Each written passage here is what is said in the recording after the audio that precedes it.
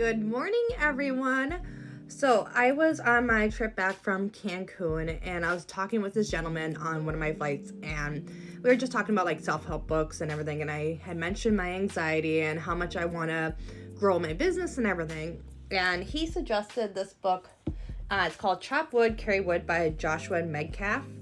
And I've only gotten into 3 chapters so far because kids and stuff, but they are very short chapters. And I was reading the second chapter, and I actually read it to my husband because I thought it was really good. So I thought I'd jump on and share it with you today. But you know what? First, everybody, if you haven't taken them yet, make sure to take your meds. So let's make sure we all take our meds today. Gotta open up a new bottle of Brain Boost today. So if you don't know what this is Brain Boost. These are discontinued. But there's still some available. You're actually going to have to message me directly because it's not even available on my website anymore, if you're interested in getting some Brain Boost.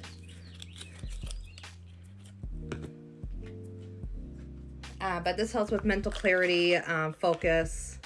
It's got L-theanine, ginkgo biloba, known to promote feelings of relaxation and calm. So this is like my chill Adderall, you know what I mean? And who needs a Stanley cup when you got your hospital cup that's only costing, $5,000 plus? Put my meds out of the way, and now it's time for a little bit of story time. So chop wood, carry water, and I'm going to read you the story from chapter 2, if I can find it. He told John that in Japan they have a deep love of architecture, and there once was a man named Koda who built some of the finest houses in all of Tokyo.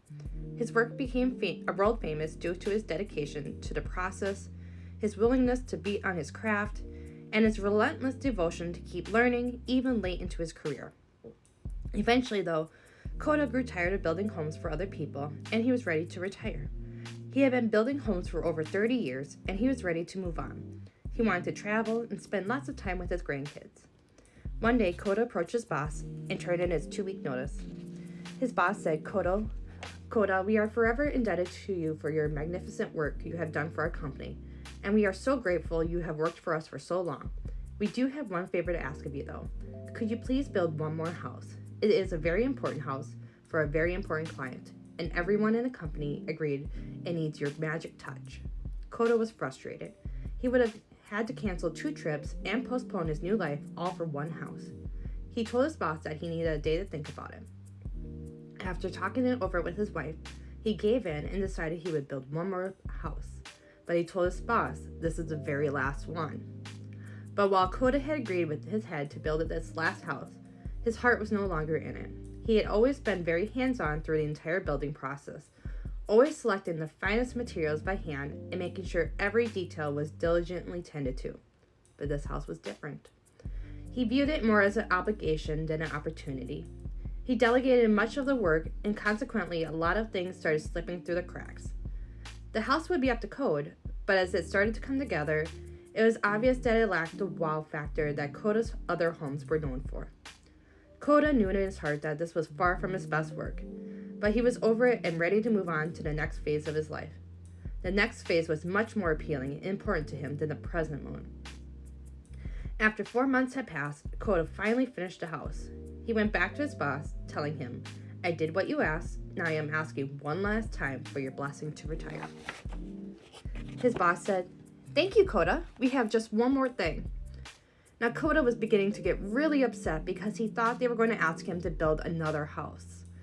His boss reached into his desk and pulled out a very small black box with a red ribbon tied around it.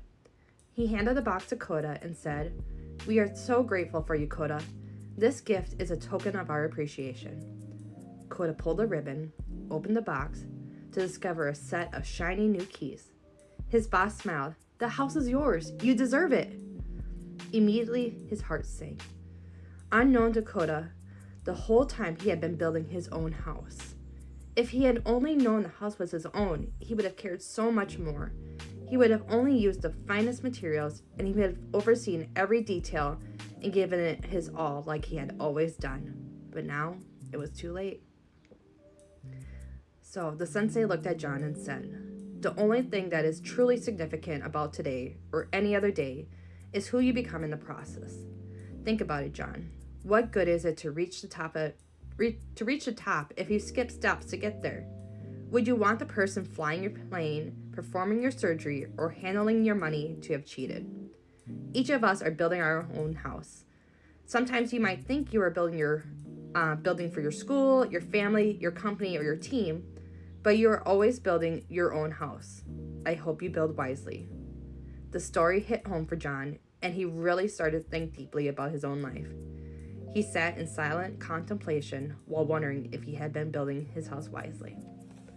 So, I hope you enjoyed that story, and tune in for more empowering content.